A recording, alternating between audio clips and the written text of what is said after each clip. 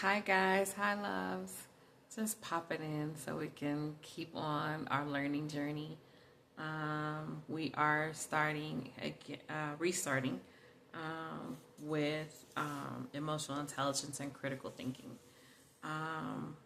Where we left off previously, we were talking about, you know, are we emotionally intelligent? And it gave us some markers to try to analyze whether or not we thought we're emotionally intelligent. Are we curious? Do we have an analytical mind? Do we have faith? Do we have spirituality?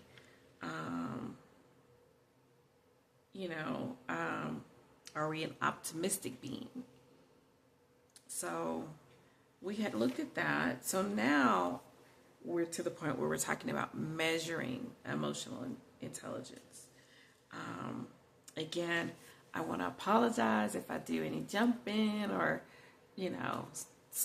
get squeamish or whatever. I still have this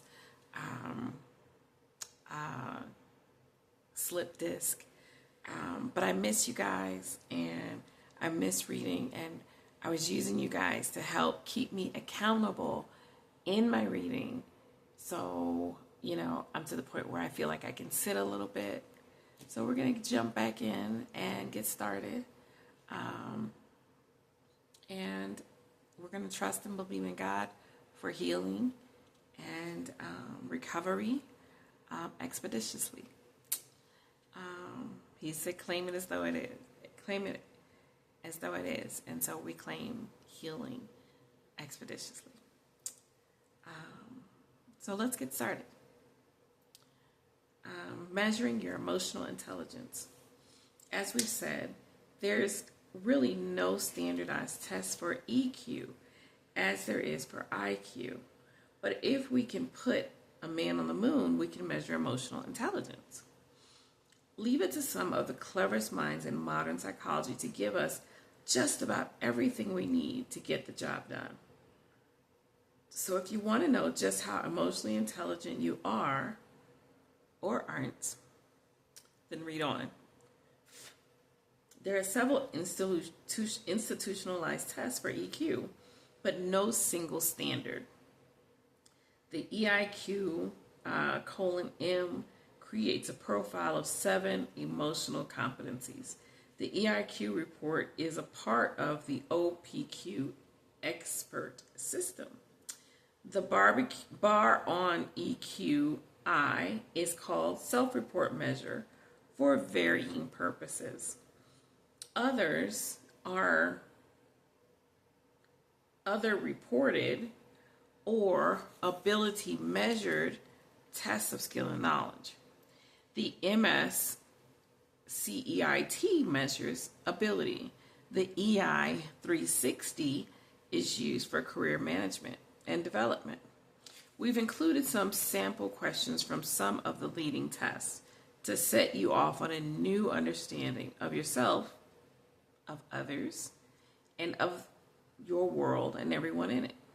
Ask yourself and then answer with a simple yes or no, or on a scale of 1 to 5, where 1 is the least positive and 5 is the most positive, a yes. I recognize my own emotions as soon as I experience them. I often lose my temper in times of frustration. I am told that I am a good listener. I am told I can calm myself when I'm feeling upset or anxious. I organize groups well. My long-term focus is hard to maintain. Frustration or unhappiness often inhibit my decision making. I know what my strengths and weaknesses are. I try to avoid conflicts or negotiations. I do not enjoy the work that I do. I encourage feedback and digest it reasonably on what I do well. I often review my progress on long-term goals. I'm often confused by others' emotions. I'm often I don't build rapport well, and I find it hard to bond with others. I consider myself an active listener. Now try these samples from yet another EQ test using the same answer style. Consistency is the key. I know when not to talk about my personal problems with others. When facing obstacles, I reflect on previous similar experiences and take comfort in renewed passion from them. I don't expect to fail, not even on the first try. People don't often confide in me. I find it easy to understand nonverbal communication, such as body language. I'm in control of my own nonverbal communication. Major life events have given me pause to reflect and consider my priorities. My mood affects my perspective. I enjoy the emotions I feel as they are generally positive. I live in the expectation of good things, not bad things. I tend to share my emotions. I savor positive emotions and try to make them last. Others enjoy the events I arrange or organize. I'm eager for new activities and seek them out. Okay. I'm generally make a good impression. I can read people's emotions by looking at their faces. I can read people's emotions by the tone of their voice. My emotions change, but I'm aware of how, when, and why. Being a good mood sparks my creativity. That's true. I visualize the results of a positive success. I freely compliment others. Being emotional tends to inspire me. Excuse me, sorry. Look, I chose to read instead of go to bed. It is what it is. The body needs more oxygen. I often retreat from a challenge knowing that I'm certain to fail. I enjoy lifting people's spirits. Yes, I hope I get to lift you guys' spirit. Here are some from the profile of emotional competence. Other good examples of questions you'll find in almost any good emotional or EQ test. Answer these honestly for a clear picture of your emotional intelligence. I can't track my rising emotions. I don't understand why I often respond so emotionally. I know how to influence people's emotions if I need to. I know how to convince people's intellects if I need to. I know the difference between satisfaction, happiness, and relaxation. I'm comfortable describing what I think and feel. I can calm myself down after an emotional eruption or trying experience. Now, I have sisters for that. I have little difficulty cheering myself up. I stay pretty emotionally up. I find it easy to handle my own emotions. I do. Often others take offense to the manner in which I express emotions. This could be true. I don't know. I'm often sad and I don't know why. So sorry. There are right answers and wrong answers, but no winning score. That will be for you to decide. If you're deficient in your emotional intelligence, you'll know it by your answers, and you'll know where to work harder. Are you lacking empathy or self-awareness? Are you deficient in motivation? Do you take a look at your answers to these questions, and they'll tell you. Now that you've got a grip on your emotional intelligence, let's take a look at the different ways you can increase your emotional intelligence. The 20 most must-know strategies that can boost your emotional quotient. We know that emotional intelligence, like leadership skills, can be attained and modified and improved. But how? Here are some concrete, proven methods that you can apply in order to increase your own emotional intelligence. You can do them at no cost with no professional assistance, and the results can be immediate. We already talked about understanding your emotions, but now it's time to name them. It's not enough just to have a temper tantrum and then feel badly about it. In order to be in control of your emotions, this is necessary for emotional intelligence, you must know what emotions you're feeling in order to be able to deal with them properly. Is jealousy the root of an emotional outburst or frustrated expectations resulting in disappointment? If it's jealousy, ask yourself what you're jealous of, how that makes you see yourself. Ask yourself what productive qualities, if any, do your emotions have? Some emotions can inspire others or detract.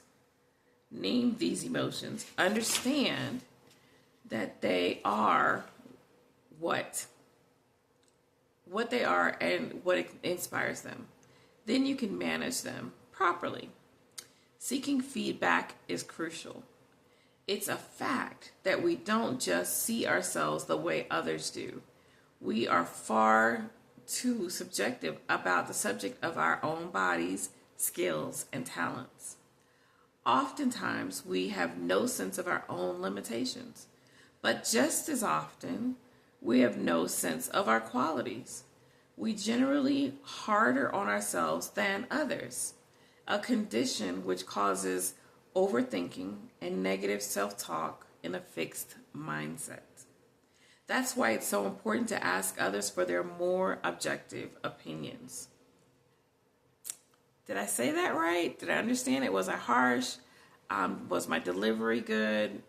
I often ask those questions when I'm not sure, or to confirm that I am sure and correct.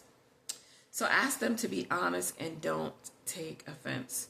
You're trying to improve yourself, and we could all use some improving in one aspect of our lives or another. Feedback could well be the key to unlocking your true emotional intelligence. Reading remains the best way to increase your emotional intelligence. Of course, self-help books like these are invaluable, and Kindle makes reading easier and more affordable than ever. But don't stop at self-help books.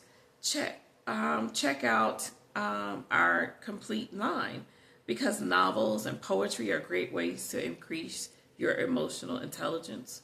Works which are heavy on romance and pondering on the existential truths excite the brain to these emotional aspects of life, making any person more sensitive to such things. Go and read anything by the great romantic poet John Keats, or pondered love and morality in the 3 years during which he was dying of tuberculosis, and see if you're not suddenly more emotionally aware. Pay attention to how you behave. Do you get more emotional or less disciplined when you drink? Be aware of this. Change your behavior. Change your behavior. We often talk about this. Fix your crown. If this isn't the best scenario for you, if you aren't making the best choices, fix your crown, change your thought process, change your actions. If you know one person to be a trigger for your emotional mood swings, and you know that certain alcohols tend to aggravate our behavior, Change your situation. Stay out of the room. Forgo the liquor or simply exert some self-control. Take a moment to question your own opinions. This is the exercise of the growth-minded individual. It's possible that opinions have evolved or that they never well-founded to begin with. Opinions are often the result of emotion and not reason. It could be that reason or circumstances surrounding the reasons have changed. Review your opinions to root out their cause. Also, questioning your own emotions or your own opinions proves that you are secure in your identity and your ethics. You know they will withstand any scrutiny and will only be strengthened by open-minded reconsideration. Well, guys, we've reached our 15 minutes, and I think this is a good place to stop. We're on page 59, and we'll pick it up here at the next time. Ask yourself these questions. Play it back. Write down your answers, review it, see if you can see where your strengths are, where your weaknesses are, and set time aside to enjoy the positive aspects of life. It's okay to self-evaluate, but it's not good to be the only one checking out what you think you need to improve on. Other people's opinions we may not approve of, but it's good to be open-minded to listen. Even if we don't agree, just accept it, mull over it, look and see if there's a place or a way that you can improve.